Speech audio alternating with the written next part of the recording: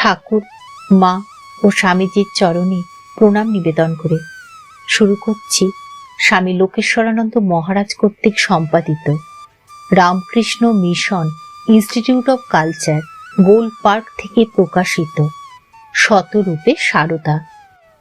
আজ পাঠ করব শ্রী মা শ্রী রামকৃষ্ণের 10 জন সন্ন্যাসী শিষ্যের দৃষ্টিতে। লিখেছেন জ্যোতির্ময় বসু রায় মহাশয়, প্রাক্তন সাংবাদিক, আনন্দবাজার পত্রিকা, কলকাতা। পাঠ করছি শ্রী মা শ্রী রামকৃষ্ণের 10 জন সন্ন্যাসী শিষ্যের দৃষ্টিতে, পঞ্চম পর্ব। স্বামী প্রেমানন্দ 1319 সালে অর্থাৎ 1912 দুর্গাপূজায় শ্রী মা ষষ্ঠীর দিন এসে একাদশী পর্যন্ত মঠের উত্তর দিকের বাগান বাড়িতে ছিলেন।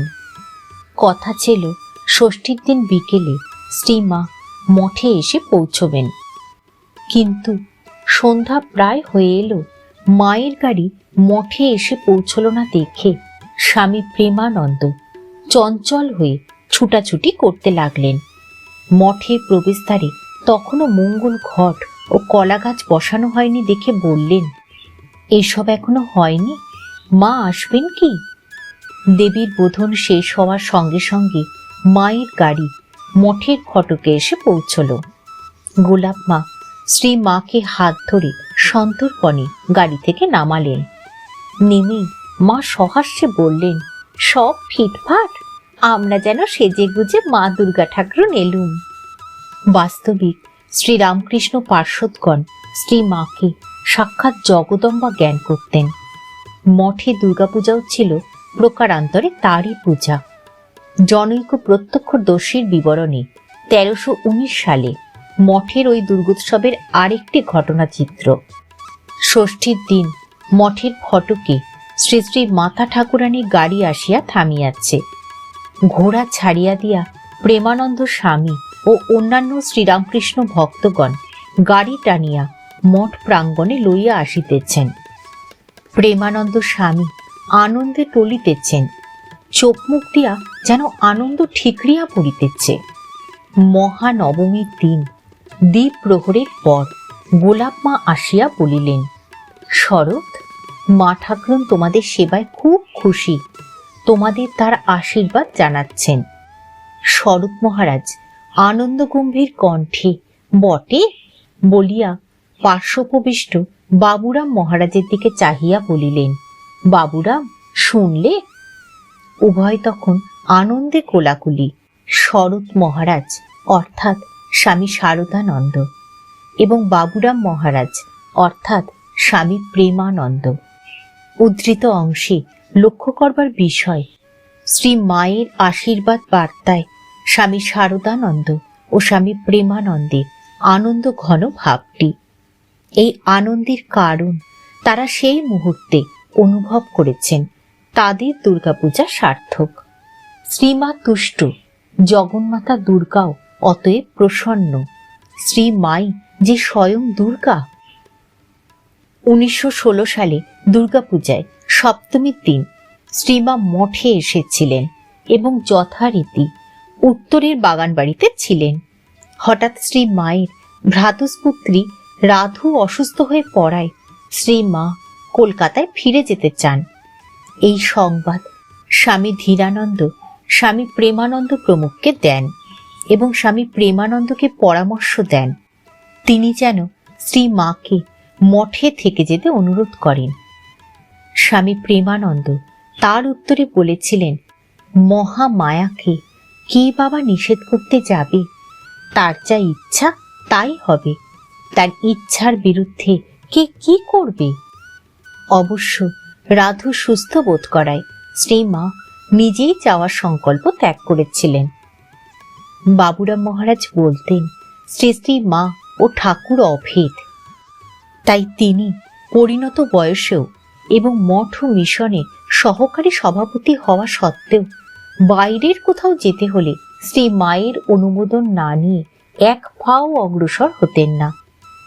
একবার পূর্ববঙ্গের ভক্তরা তাকে সেখানে নিয়ে যেতে চাইলে তিনি শ্রী মায়ের চরণে তা নিবেদন করেন এবং বলেন, মা, আমি মূর্খ মানুষ, আমায় নানা স্থানের লোক এসে টানাটানি করে, আমি গিয়ে কি করব মা?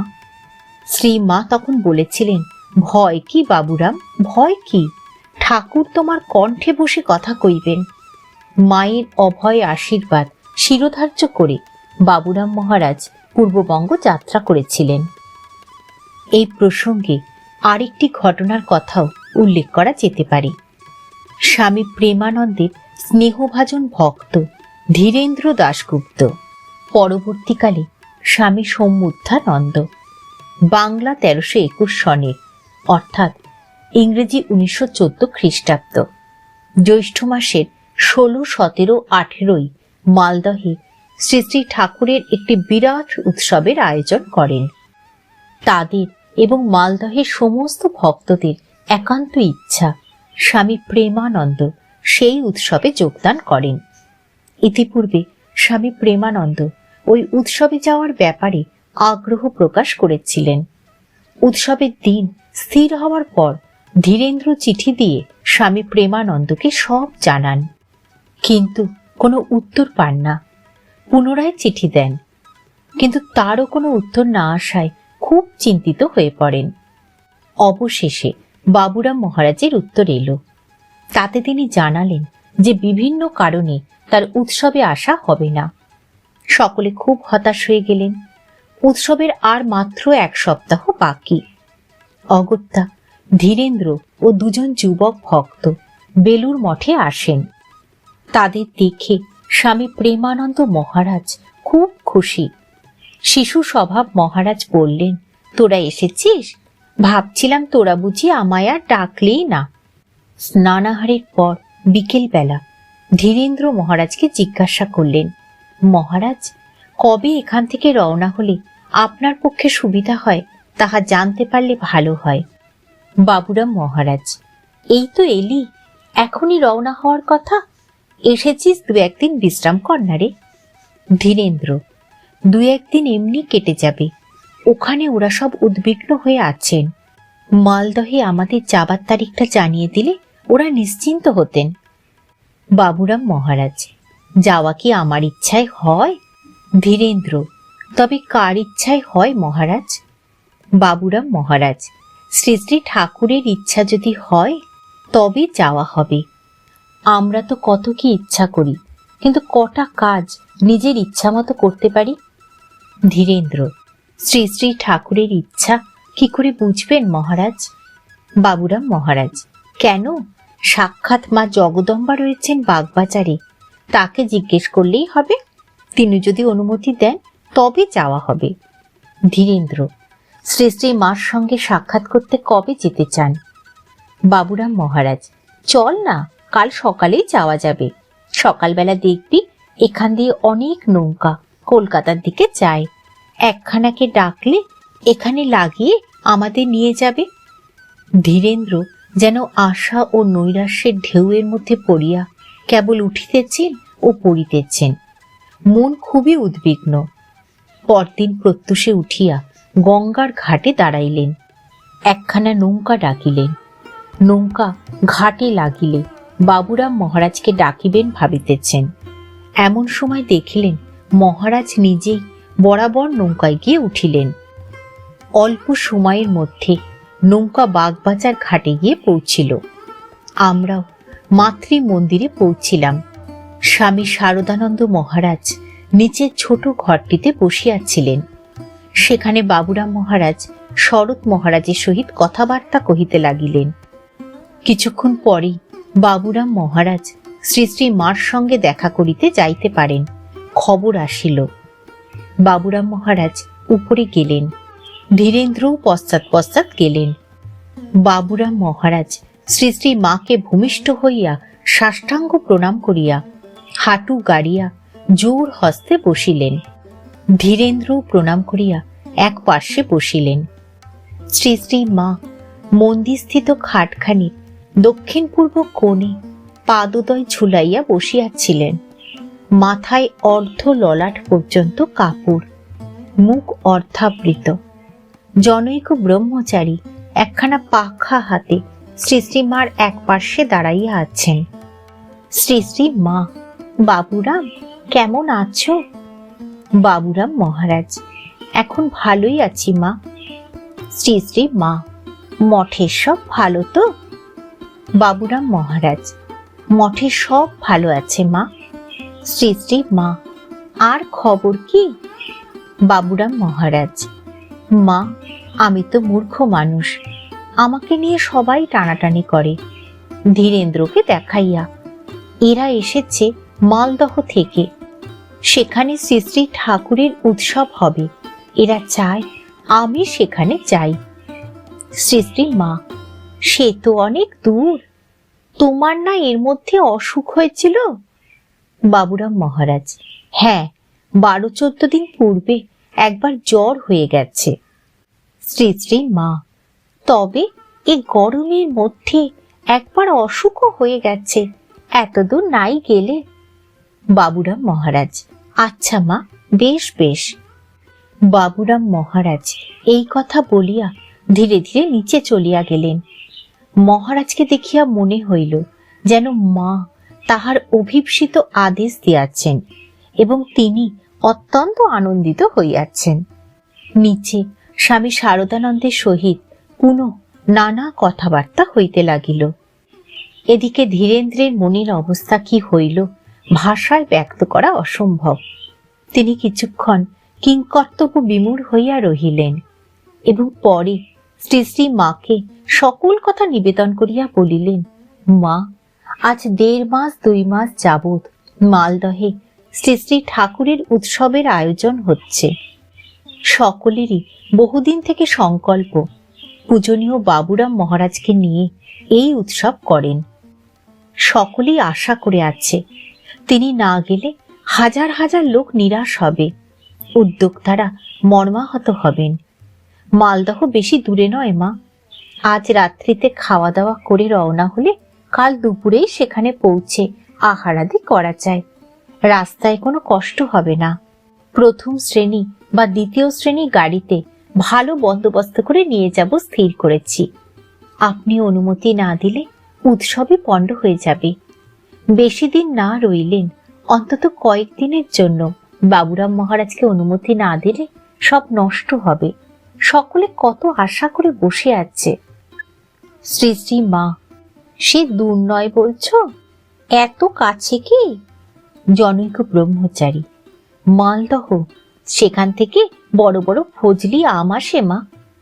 শ্রী শ্রী মা, সে তো খুব দূর নয় বটে।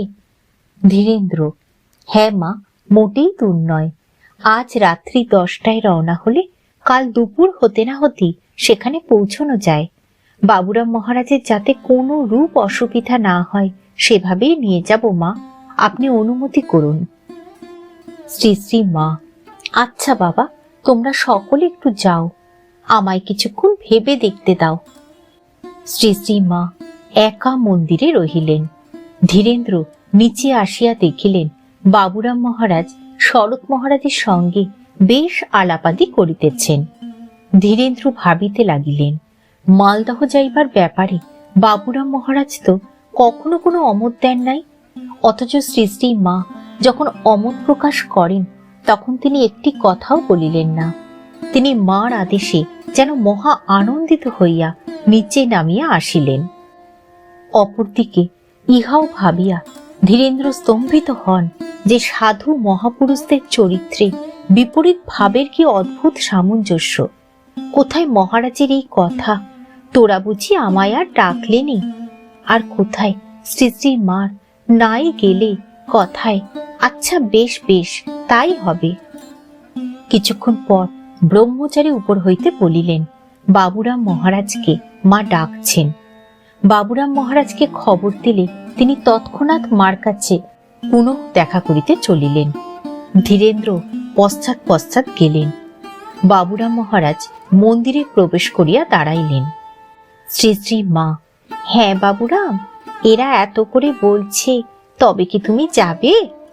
বাবুরাম মহারাজ, আমি কি জানি মা, আমি কি জানি, আমাকে যা আদেশ করবেন তাই করব। জলে ঝাঁপ দিতে বলেন জলে ঝাঁপ দিব, আগুনে ঝাঁপ দিতে বলেন আগুনে ঝাঁপ দিব, পাতালে প্রবেশ করতে বলেন তো পাতালে প্রবেশ করব। আমি কি জানি, আপনার যা আদেশ। কথাগুলি বাবুরাম মহারাজ এত ভাবাবেগে বলিলেন যে কিছুক্ষণ পর্যন্ত সকলে নীরব, নিস্তব্ধ। বাবুরাম মহারাজের চোখ মুখ আরক্তিম হইয়া গেল। সকলেই যেন কি এক অদ্ভুত ভাবে কিছুক্ষণ বিমুগ্ধ হইয়া রহিল। শ্রী শ্রী মাও কিছুক্ষণ নীরব রহিলেন। সে এক অদ্ভুত দৃশ্য, ভাষায় ব্যক্ত করা যায় না। কিছুক্ষণ পর শ্রী শ্রী মার অমৃতময়ী বাণীতে সেই নিস্তব্ধতা ভঙ্গ হইল। শ্রী শ্রী মা, এরা শ্রী শ্রী ঠাকুরের উৎসব করছে, এত করে বলছে, যাও একবার এসো গিয়ে, তবে বেশি দিন থেকো না। শ্রী শ্রী মার কথায় বাবুরাম মহারাজ কিছুক্ষণ পরই চরণধূলি গ্রহণ করিয়া নিচে নামিলেন। ব্রহ্মচারী তখন ধীরেন্দ্রকে ডাকিয়া বলিলেন, ওহে, তোমাকে মা ডাকছেন, শুনে যাও। ধীরেন্দ্র মন্দিরে প্রবেশ করিয়া দাঁড়াইলে শ্রী শ্রী মা তাহাকে বলিলেন, দেখো, এরা সব মহাপুরুষ, এদের শরীর জগতের কল্যাণের জন্য। দেখো, এদের শরীরের উপর যেন কোনো অত্যাচার না হয়। ধীরেন্দ্র বলিলেন, মা, এখান থেকে প্রথম বা দ্বিতীয় শ্রেণীতে বার্থ রিজার্ভ করে বাবুরাম মহারাজকে নিয়ে যাব। সঙ্গে নানা প্রকার খাবার থাকবে, সেখানেও ভালো বন্দোবস্ত করা হয়েছে। আমরা প্রাণপণ চেষ্টা করব যাতে মহারাজের কোনো অসুবিধা না হয়। আপনি ভাববেন না মা, এ বিষয়ে আমি বিশেষ লক্ষ্য রাখবই। শ্রী শ্রী মা আশীর্বাদ করিয়া বলিলেন, আচ্ছা বাবা, এসো গিয়ে। ঠাকুর, মা ও স্বামীজির চরণে প্রণাম নিবেদন করে শেষ করছি আজকের পাঠ। শ্রী মা শ্রীরামকৃষ্ণের 10 জন সন্ন্যাসী শিষ্যের দৃষ্টিতে পঞ্চম পর্ব।